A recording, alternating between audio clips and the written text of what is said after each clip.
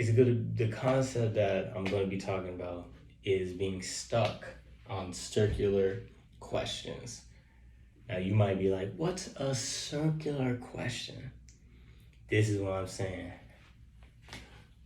A circular question. Now, I'm going to talk and then write because you won't be able to hear me, just to let you know.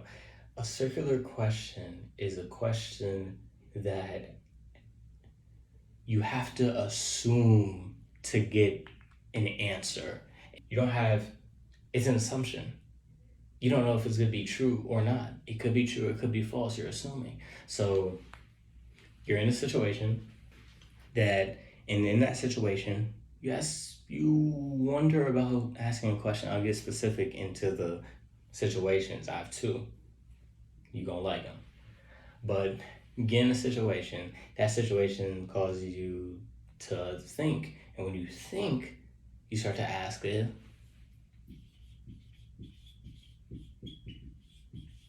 a question. And once you ask these questions, you almost cloud your judgment. You do cloud your judgment. And when you ask these questions, since you're assuming, you will never find the answer to these questions.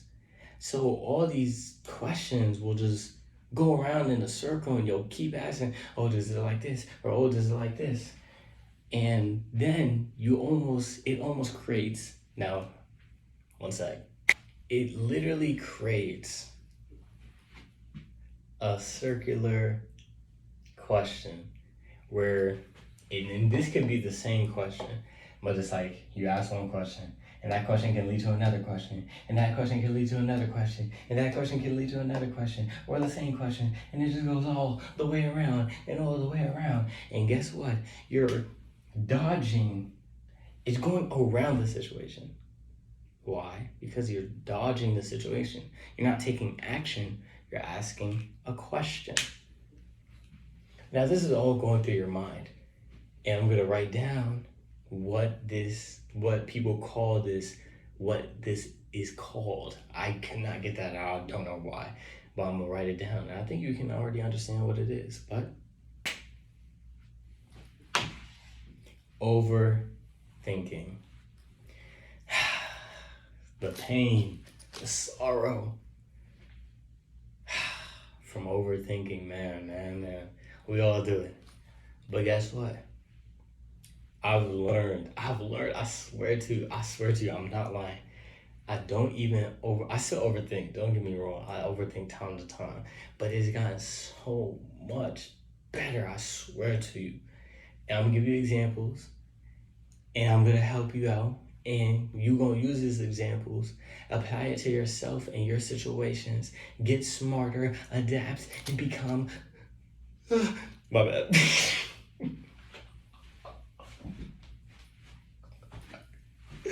Oh my God, I'm tripping. And become more knowledgeable applying this information. Let's get into it. So, two situations. Now I'm going to talk about women, and then I'm also going to give another example. So the first situation I'm going to talk about out of two is cold approaching to be exact. Now, when you cold approach a woman, you might, I don't know who you are. I know who I am. But we're gonna say, for instance, this dude, because I don't want to use myself, because I don't think like this anymore. I used to though. Before you approach a woman, this dude first thing he does is start thinking, oh my God, she looks so good. Oh my God, she looks so good. That dress, tight shit. Oh my God, like, bro, my bad. I'm tripping. Like, dang, bro, she look good. She like 10 out of 10. Dang, bro, she might not like me. I'm wearing this sweatpants. My shoe dang near almost got a hole in it. I'm wearing this red, like, you know what I'm saying? If I was in my fit, I would be cool. You know what I'm saying? If I had my cut, dang, do you think she likes black dudes? Or, I don't know. I don't know what to say. What do I say? Dang, she looks so good. Like, Should I bring the car around, flex the car a little bit? Should I, like, you know what I'm saying, with my watch? You know what I'm saying? Let me pull this up. You think she look kind of expensive? You think she'll like this watch? This self-talk is why I'm not comparing myself to, let's name him Bob, to Bob. Because Bob doing all this talking, and I'm doing the action. And I'm doing the action. You feel me? I'm not asking myself all these questions. I'm just looking at her, seeing her beauty for what it is, going up and talking to her. Bob, you need to do the same. You're assuming. To answer any of these questions, if Bob did answer any of these questions, he would be assuming because he doesn't know anything about her. He doesn't know what she likes, her favorite food, what her name is, nothing. Nothing. She could be the baddest girl in the world and still love a bum nigga, bro. But you'll never find that out unless you try and talk to her. The main difference between me and Bob is I take action while Bob hesitates. Now, with these two things in mind, Bob is going to build up his anxiety. He's going to build up his worry. His confidence is going down by the question, by the second. She turns, looks at Bob. Bob is nervous. Bob reacts the wrong way, and his opportunity is gone.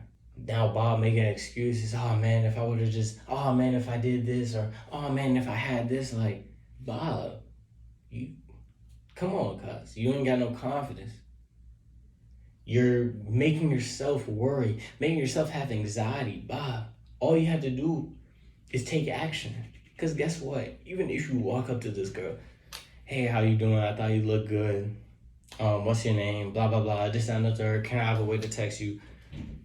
That is a simple way to get what you want. If she says no, cool. If she says yes, cool. Either way, that you don't know this person from a can of paint. And if you're worried about just the fact that she looked good, you know how many people look good in this world? Or you know how many people have good qualities in this world, like, that you can find? Bro, there is billions of people in this world, bro. You can find somebody that looks good, that's your type, that, you know, tickles your fancy, you feel me? So Bob, stop overthinking and just take action. Because that's the only way to stop overthinking. That's the only way to counter overthinking, is to take action. Situation 2, text again, you know what I'm saying? Bob got the number. Bob took the action. He has went over, got the number, texting us. But she hasn't texted back. Bob is thinking, oh my God, Bob is all in his mind. Why is she not texting me back? She gave me the number. I thought she liked me. This, that, and the third, yada, yada, yada. We're going in the loop, Bob. We're going in the same loop that we were just out of. You just took action, my boy. So to get out of that loop, what we got to do? Take action. Now, that don't mean, come on, Bob. Now we're doing bad things. Now we're triple texting. Double texting, triple texting. We're calling her phone. We're blowing it up, Bob. We don't want to do that. That's bad looks. So what do you mean by taking action then? If you get the girl's number and you text her, you don't know what's going on through her life. She could have drove away, got in a car accident, mom got cancer, you know what I'm saying? And guess what? She dealing with all this and she getting a text from you. You think she gonna put you over all this other stuff that she had? Bro, she got a life too. Let her live her life. Let her do everything she wants, and then maybe she'll text you back. You know what I'm saying? She really messed with you. And when do you want that? When do you want somebody who texts you back because they want to text you rather than somebody who's texting you back because you hitting them up so much that they either have to block you, ignore you, or to text you off of desperation? No one wants that. So, Bob, chill, relax. You got the number. First step, check, achieved. You text her, she doesn't text back. Live your life, Bob. Honestly, live your life, bro. What you doing right now? You in your mind, You could literally be going out with your friends. You could take your next action on the next girl down the street. She looks good as hell. Come on, Bob. Let's focus on this. And then while you do that, get her number. Then you walking with the boys at Domino's. Oh, the girl won't text you. Hey, you know what I'm saying? She texts you back, you know what I'm saying? Bob, come on, bro.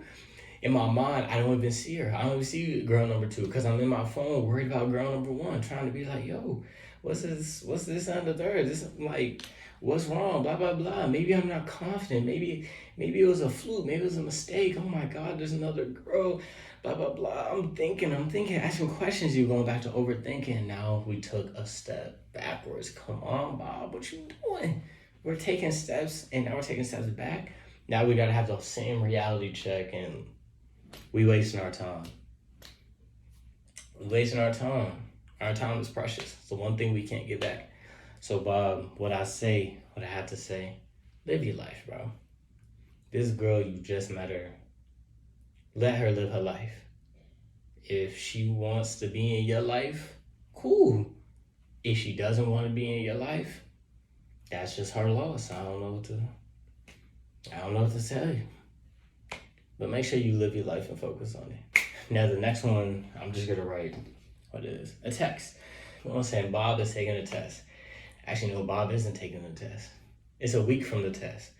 Bob is like, it says it's going to be hard. I'm going to need to study. But Bob don't want to study right now. He waits 1-2 days before the test. And he studies, you know what I'm saying? He working hard. And now it is test day. Bob is asking him so many questions before the test. He's nervous. He's like, oh my God, did I study enough? Oh my God, how's this gonna affect my grade? Oh my gosh, oh my gosh, the situation is here. Bob is gonna hear all these questions building up, anxiety. It's almost like, and the more dangerous the question, the more you go around and you start assuming powers it. And then the questions get deeper and deeper. The nervousness is going higher and higher, anxiety. Until you just, it looks yucky, and then it affects the action that you will take. But we don't do that around here. We don't do that. When we see tests, exams, finals, quizzes, we already know subconsciously or consciously, I hope it's consciously, try and make it consciously, what type of grade we want in the class and what it will take to get that grade.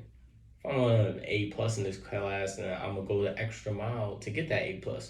I'm gonna put in more hours after class on the homework to learn the subjects. If I don't know a subject, I'm gonna go to tutoring and make sure I know, or email the professor so he or she can help me. So I'm confident now. What does that build? It builds confidence. If I know I'm gonna get an A+, I'm gonna work hard to equal that A+. So there's no true decision. I don't have to think about getting an A+, because I'm working that hard. I'm working hard enough to get that A+. If I want a B+, I might dumb it down a little bit. I might do all the homework, do all the tests, study an hour or two before the test, you know what I'm saying? And that's my B+, or maybe a C+, which I don't know why you're aiming for that, but hey, to each his own. The difference between Bob and whoever knows where they want consciously, because if you're conscious about it, it definitely does put you in better situations, is Bob doesn't really know what he wants. We'll say I'm, Lou. I know consciously I want a B+. So when I see every opportunity that can fluctuate and make me kind of go from that A+ to B+ to C+ range, she tells me about tutoring, or I have the opportunity to email her, or I can stay after class, or I do homework. I know because I know consciously, subconsciously, I move in a way where it's going to push me to that B+ range. Now, I'm smart enough to the point where I can literally be aiming for a B+, and then get an A, or not be aiming at all and get an A or a B, because I know I don't want a C. I just want an A or a B and I'm cool. So I know how much I can bullshit and how much I gotta put effort into to then find that middle ground to get my A's and B's without worrying about the exam or the homework, or say I can bullshit this, I can bullshit that, and not worry or give myself stress or anxiety about something that I already know what I'm finna get a grade on. I already know the range. You don't know the range. So you stress and worry because you're like, oh, I don't know what I'm gonna do. Oh my gosh, I don't know if I'm gonna get an A or a B, or I don't know if I studied enough, or oh my God, you're assuming and everything. You're assuming. You're asking yourself too many questions. It's building it up. When you could just sit down, calm down, ask yourself a question. You can ask yourself questions. Ask yourself this question. Did I work hard enough to get the grade I want? And if the answer is no, what do I need to do? So what action do I need to take to get that grade that I want to get? That's how you stop yourself from overthinking. In any situation, you can think of, I only asked myself 2 questions and now I'm going to take action. The overthinker can ask himself 2 questions and get nowhere. That's the difference between me and Bob. The questions I ask lead me to take action. The questions Bob asks lead him to gain more anxiety and worry, and lead him deeper into that hole of assumption, and he doesn't know what to do. Like, Bob, you ask your questions, that brings you lower. I ask my questions, it brings me here, higher. Gives me the confidence I need to make the decisions and get what I want in life. And you know what I'm saying? I think that's enough for the video. If you like this video, then tell me in the comments. I'll always be in there looking at it. You know what I'm saying? I'm not Hollywood or anything. And, I'll just try and be optimistic. I hope you have a good day. I hope this information helped you in some type of way. And I'll see you in the next video.